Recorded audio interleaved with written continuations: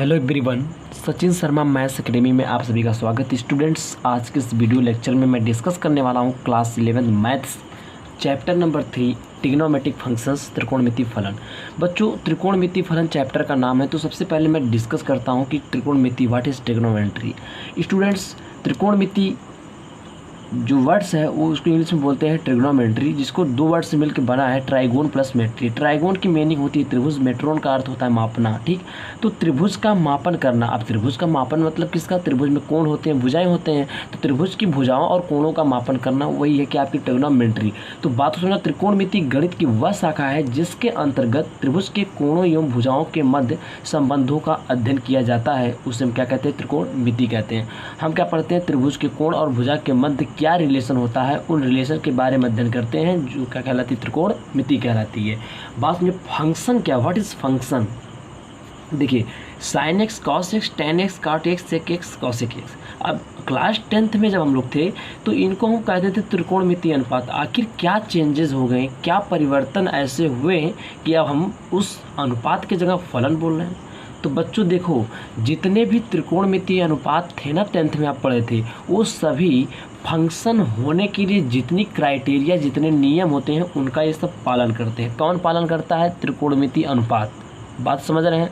त्रिकोणमितीय अनुपात जो थे, जिनको हम बोलते थे, वो फंक्शन होने के लिए जो नियम होता है, फंक्शन होने के लिए जो कंडीशन होती है, सभी त्रिकोणमितीय अनुपात उसका पालन करते हैं। इसीलिए हम त्रिकोणमितीय अनुपातों को क्या बोलने लगे? फंक्शन बोलने लगे, त्रिकोणमितीय फलन बोलने लगे। अब वो क्या होता है कंडीशन? देखिए बच्चों, आपको एक चीज़ मैं बताता हूँ। देखिए, मैंने जैसे कई एग्जाम्पल ले, 2 एग्जाम्पल लेते, बट मैं ओनली एक एग्जाम्पल के थ्रू समझा के आपको मैं क्लियर कर देता हूँ। y equal to sine x, मैं एक फंक्शन ले लिया, मैंने एक लिया यहाँ पे y equal to sine x. अच्छा बच्चों, अगर मैं x के जगह 0 पुट करूँ तो y क्या निकलेगा? अगर x के जगह 0 रखेंगे साइन 0, और साइन 0 इसका मान क्या था बच्चों? 0। अगर मैं x के जगह 30 रखूँ, साइन 30 कितना देगा? 1/2 देगा बच्चों। क्या देगा? 1/2। ठीक, उसके बाद ध्यान देना, अब बात को समझिएगा। अब कितना देगा? अगर मैं x की जगह क्या रख दूँ बच्चों? 45। क्या निकल जाएगा बताइए? 1/2 निकलेगा कि नहीं निकलेगा? आएगा। अगर मैं क्या करूँ फिर, 45 रखने पे 1/2 दे दिया, तो इस तरीके से मुझे पॉइंट मिल जा रहे हैं ना, 0 0 30 1/2, 45 रखने पर 1/2, इस तरीके से मिले। देखो बच्चों, 0 डिग्री अगर मैं 0 रखा, x की वैल्यू इधर है, y की वैल्यू इधर, समझना। x के जहाँ 0 रखा तो क्या मिला? 0। x जहाँ 30 रखा तो क्या मिला? 1/2 यहाँ पे रख रहे हैं। ठीक, x की वैल्यू 45 यहाँ पे रखा तो क्या मिला? 1/2। तो देखिए, जो ये आपका x था और y था, यानी x का हर एक एलिमेंट एक सिंगल इमेज दे रहा है। कैसी इमेज दे रहा है बच्चों? बात को समझो। सिंगल इमेज का मतलब हुआ, सिंगल इमेज का मतलब हुआ एक प्रतिबिंब बना रहा है। देखिए, बात को समझिएगा। देखो, अब ऐसा नहीं है कि 0 पे 0 दिया, 0 पे कुछ और देगा, ऐसा तो नहीं हो रहा है। 30 पे 1/2 दिया, क्या 30 पे और कुछ देगा? नहीं देगा। 45 पे 1/2 दिया तो क्या 45 पे और कोई वैल्यू देगा? नहीं देगा। यानी सेट, जब किसी भी सेट का हर एक एलिमेंट सेट बी के साथ एक सिंगल इमेज रखता है, यानी देखो, जो हम इमेज मतलब प्रतिबिंब होता है बच्चों। जैसे मैं क्या कहूँ, 0 का प्रतिबिंब 0, आप थोड़ा समझिएगा। 30 का प्रतिबिंब यानी 30 अंश का प्रतिबिंब 1/2, 45 अंश का 1/2। बात समझ रहे ना? इनको हम प्रतिबिंब बोलते हैं। क्या बोलते हैं इन सबको? जो सेकेंड वाले सेट के एलिमेंट उनको क्या बोलेंगे? प्रतिबिंब बोलेंगे। ठीक, तो यह देखना, फलन की डिफिनेशन में बताता हूँ। एक संबंध एक फलन कहलाता है। संबंध मतलब बच्चों y और x में एक रिलेशन है, y equal to sine x। ठीक, तो कह रहे एक संबंध एक फलन कहलाता है यदि सेट A, ये पहले वाला जो ये सेट A मान के चलिए और इसको सेट B मान के चलिए। ठीक, यदि सेट A का हर एक यानी कि प्रत्येक अवयव सेट B के साथ एक सिंगल इमेज यानी एकल प्रतिबिंब बनाता है। एक एलिमेंट्स अगर एक इमेज बनाएगा तो वो फंक्शन कहलाता है। यानी मैं कह सकता हूँ कि एक इनपुट एक आउटपुट दे। इनपुट मतलब x वाला जो है, इनको इनपुट बोल रहे हैं, इनको आउटपुट। 0 रखने पे 0 मिला, यानी एक इनपुट एक आउटपुट दिया। 30 रखने पर 1/2, यानी साइन 30 अंश रखेंगे तो 1/2 भी मिलेगा और कुछ मिलेगा। क्या ऐसा होगा? नहीं। तो एक इनपुट एक आउटपुट दे रहा है। 30 पे 1 का वैल्यू निकलेगी, ऐसे नहीं 2 3 वैल्यू देगा। 45 का क्या दिया, 1/2। जब एक इनपुट एक आउटपुट देता है तो ऐसी कंडीशन में क्या बोला जाता है, उस रिलेशन को फंक्शन बोलते हैं। क्या बोलते हैं, तो इस तरीके जैसे साइन एक्स एक इनपुट पर एक आउटपुट दे रहा हो, ऐसे कास, टैन, कॉट, सेक, कॉसेक भी देते हैं। इसलिए साइन से लेके कॉसेक तक इन सभी को त्रिकोणमिति क्या बोलते हैं, फलन बोलते हैं बच्चों। ठीक, आपको मैं पहचानना बताता हूँ बच्चों, कभी भी ना सेट ए से यानी पहले वाले सेट से एक एलिमेंट से दो तीर ना, ऐसे ना दो तीर नहीं निकलनी चाहिए। एक तीर ऐसे निकले, एक तीर ऐसे निकले, एक से ज़्यादा तीर नहीं निकलनी चाहिए। अगर सेट ए से समझ लेना एक से ज़्यादा तीर किसी एक एलिमेंट से एक से ज़्यादा तीर निकलेगी तो वो फंक्शन नहीं होगा। एक एलिमेंट एक इमेज, एक एलिमेंट एक इमेज, एक इमेज है ना, हर एक एलिमेंट की एक हो। एक एलिमेंट अगर डबल ट्रिपल इमेज रखेगा तो वह आपका फंक्शन नहीं कहलाएगा। क्लियर, चलिए।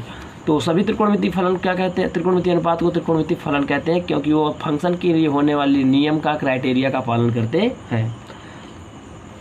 कोण क्या होता है बच्चों, एंगल। जब दो किरणें एक ही बिंदु से प्रारंभ, ये हटाइए पर को हटा दीजिए, एक बिंदु से प्रारंभ होती हैं तो वे कोण का निर्माण करती हैं। हाँ बच्चों, अभी मैं बताता हूँ, नीचे देखिएगा।